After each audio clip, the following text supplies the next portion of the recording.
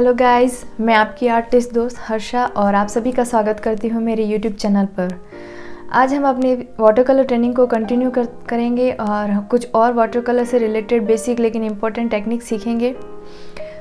ये सब टेक्निक सीखने से पहले हम थोड़ा बहुत पेपर के बारे में बात कर लेते हैं। वैसे बहुत से ऐसे फ्रेंड्स होते हैं जो ज़्यादातर इसी बात में उलझे रहते हैं कि वो कौन सी कंपनी का कलर या कौन सी कंपनी के ब्रशेज़ या पेंट यूज़ करें। लेकिन इस ट्रेनिंग के शुरुआत में हमारा ये फोकस बिल्कुल भी नहीं होगा कि हम एक किसी स्पेशल कंपनी का ही ब्रश लें या उसी कंपनी के पेपर या कलर्स लें। या हमारा मेन फोकस होगा कि हम वाटर कलर से रिलेटेड टेक्निक सीखें, अपने ब्रश को कंट्रोल करना सीखें, अपनी ड्राइंग स्केचिंग इम्प्रूव करें। लेकिन हम शुरू में इस टेंशन लेना शुरू कर देते हैं कि हम कौन सी कंपनी लें। अगर हम अच्छी कंपनी नहीं लेंगे तो हमसे काम अच्छा नहीं होगा, अच्छे ब्रश नहीं होंगे तो काम अच्छा नहीं होगा। हम हमारा सारा ब्लेम हम अपने मटेरियल पे डाल देते हैं। इसलिए ज़रूरी है कि जब हम प्रैक्टिस कर रहे हैं, हम शुरू कर रहे हैं, जब हम सीख रहे हैं, तब हमारा फोकस होना चाहिए कि हम अपने काम में और ज़्यादा परफेक्ट बने। हम अपने पेपर या अपने ब्रशेस पे इतना डिपेंड ना हो जाएं कि अगर हमें अच्छी क्वालिटी का पेपर ना मिले तो हम काम भी ना कर पाएँ। और आपको शुरुआत में प्रैक्टिस के लिए बहुत ही इनफ मटेरियल की ज़रूरत होगी। शुरू में आप सिंपल ब्रशेस से भी स्टार्ट कर सकते हैं। बेसिकली आपके पास फ्लैट ब्रशेज़ और कुछ इस टाइप के राउंड ब्रशेज़ होंगे तो इनफ होगा। और ये बहुत ही लो कॉस्ट पे आपको किसी भी अमेज़ॉन या फ्लिपकार्ट की साइट पे मिल जाएंगे। आपको ज़्यादा हेडेक लेने की ज़रूरत नहीं है कि मुझे महंगे महंगे ब्रश चाहिए। ये आपके लिए इनफ होंगे जब तक आप प्रैक्टिस कर रहे हैं।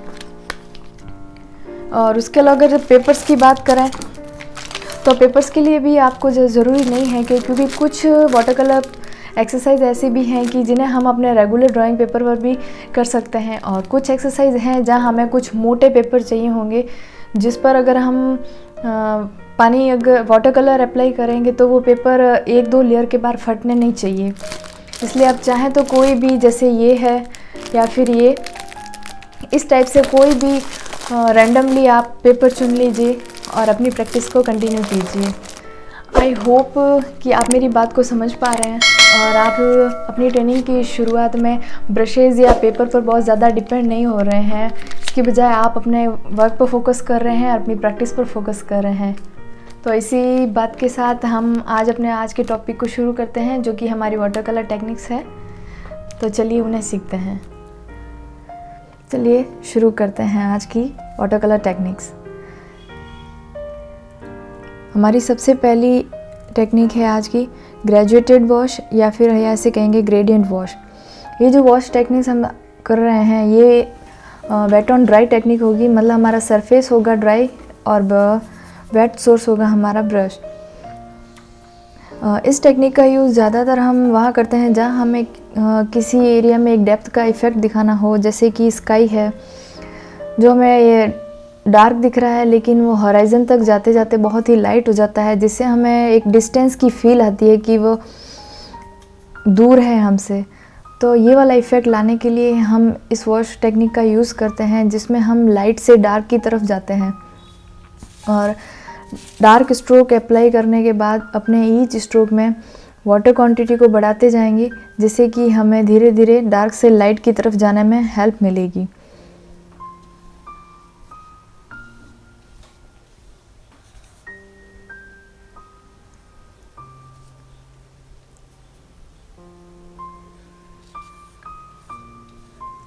इस टेक्निक को आप फ्लैट ब्रश या राउंड ब्रश दोनों से ही कर सकते हैं। बस आपको ये ध्यान रखना है कि आप अपने ब्रश में वाटर क्वांटिटी कितनी रखते हैं, क्योंकि आपको ईच स्ट्रोक के साथ अपने ब्रश में कलर क्वांटिटी को कम करना है और वाटर क्वांटिटी को बढ़ाना है, ताकि आप एक लाइट से डार्क टोन को अचीव कर सकें।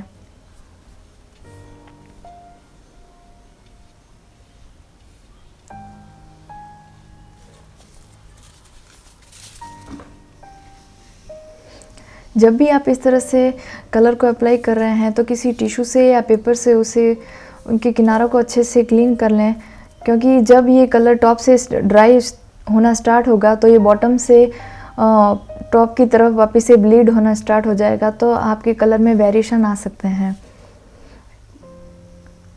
तो इस तरह की छोटी मोटी बातों का अगर आप ध्यान रखते हैं तो आप डे बाय डे बहुत अच्छे से इम्प्रूव कर सकते हैं। एंड मोस्ट इम्पॉर्टेंट कि जब आप वाटर कलर यूज़ कर रहे हैं तो आप अपने ब्रश को अच्छे से क्लीन करें। अगर आप ऐसा नहीं करते हैं तो आप अगर कोई दूसरा कलर लेते हैं तो कलर मिक्स होने के बाद वो एक आपको मडी इफ़ेक्ट देना शुरू कर देंगे। इसलिए हमेशा ही अपने पास इस तरह से 2 बर्तन रखें जिसमें पानी हो एक, तो आप उसका अच्छे से यूज़ करें, अपने ब्रश को भी क्लीन रखेंगे। अब हमारी सेकंड टेक्निक है वेरीगेटेड या फिर ब्लेंडेड वॉश। इसमें हम 2 कलर का यूज़ करने वाले हैं। आप 2 से ज़्यादा कलर के साथ भी इस टेक्निक को कर सकते हैं। और इस टेक्निक का यूज़ हम सनराइज़ या सनसेट या और भी ऐसी जगह जहाँ हमें 2 से ज़्यादा कलर को आपस में ब्लेंड करना हो, शो करना हो, तब हम यूज़ करते हैं। ज़्यादातर सनसेट या सनराइज़ जहाँ 2 से 3 कलर होते हैं तो इस टेक्निक का यूज़ करके हमें बहुत ही अच्छा इफ़ेक्ट पा सकते हैं। हम चाहे कोई भी वाटर कलर टेक्निक करें, लेकिन उन सब टेक्निक्स में सबसे इम्पोर्टेंट रोल होता है कलर और वाटर को मिक्स करना और हमारे ब्रश की वाटर होल्डिंग कैपेसिटी। और ये हम तभी सीख सकते हैं जब हम कंटिन्यू रेगुलर प्रैक्टिस करते हैं। इसलिए आपकी कंसिस्टेंसी ही ये तय करेगी कि आप किसी मीडियम या जो भी आप सीख रहे हैं आप उसमें कितना बेस्ट कर सकते हैं।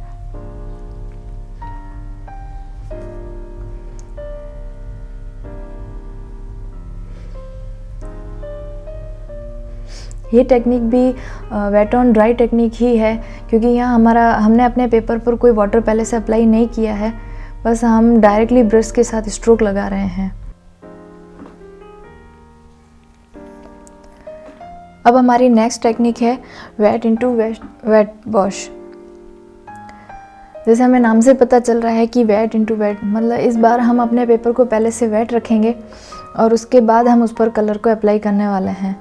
तो इस टेक्निक में ध्यान रखने की बात यह है कि आप अपने पेपर को अच्छे से वेट करें, ना पानी ज़्यादा कम हो ना पानी ज़्यादा हो जाए, इसका आपको ध्यान रखना है। और इसके लिए ज़रूरी है कि आप प्रैक्टिस करते रहें, क्योंकि प्रैक्टिस करने से ही हमें समझ आएगा कि हमें कितना पानी लेना है और कितना कलर लेना है। इस टेक्निक का यूज़ आप अगर कोई लैंडस्केप ड्रॉ कर रहे हैं और वहाँ आपको कुछ क्लाउड्स चाहिए जो हार्ड एजेस के नहीं है, तो आप इस टेक्निक का यूज़ करके क्लाउड इफेक्ट ला सकते हैं। या कोई लैंडस्केप जहाँ पे आपको डिस्टेंस दिखाना है कि डिस्टेंस पर कुछ ट्रीज़ हैं लेकिन वो आपको क्लियर नहीं दिखाई दे रहे हैं, तब भी आप इस टेक्निक का यूज़ करके वो डिस्टेंस इफेक्ट को भी ला सकते हैं। अगर आप कोई पोर्ट्रेट ड्रॉ कर रहे हैं जिसमें आपको एक ब्लरी बैकग्राउंड चाहिए, तो भी आप इस टेक्निक का यूज़ करके एक ब्लरी बैकग्राउंड को भी अचीव कर सकते हैं। तो आप एक टेक्निक्स का अलग अलग जगह पर यूज़ करके बहुत सारे इफ़ेक्टिव लेकिन कुछ इंटरेस्टिंग इफ़ेक्ट्स को अचीव कर सकते हैं।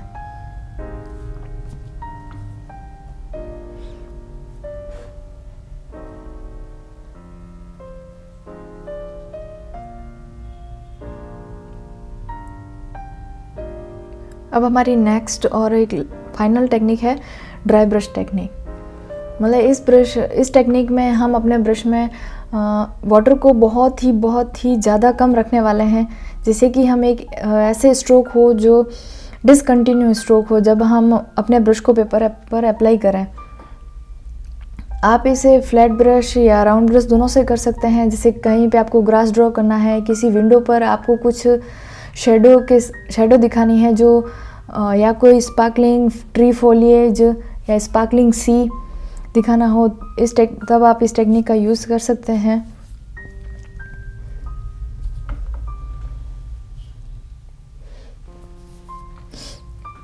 या किसी लैंडस्केप में आप किसी वायर को या कोई रस्सी जो अगर आप उसको ड्रॉ कर रहे हैं, तो आप इस टेक्निक का यूज़ करके एक अच्छा इफ़ेक्ट ला सकते हैं।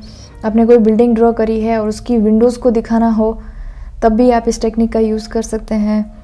ऐसी बहुत सारी जगह हैं जहां हम ड्राई ब्रश टेक्निक का यूज़ करते हैं, जिसमें हम अपने ब्रश में वाटर को बहुत ही मिनिमम क्वांटिटी में लेते हैं, जिससे कि हमें एक ड्राई सी फीलिंग आए कि हमारे ब्रश में जैसे वाटर है ही नहीं।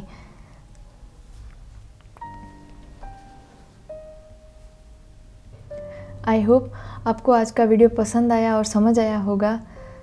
अगर आपको पसंद आया तो do like and comment and don't forget to subscribe my channel.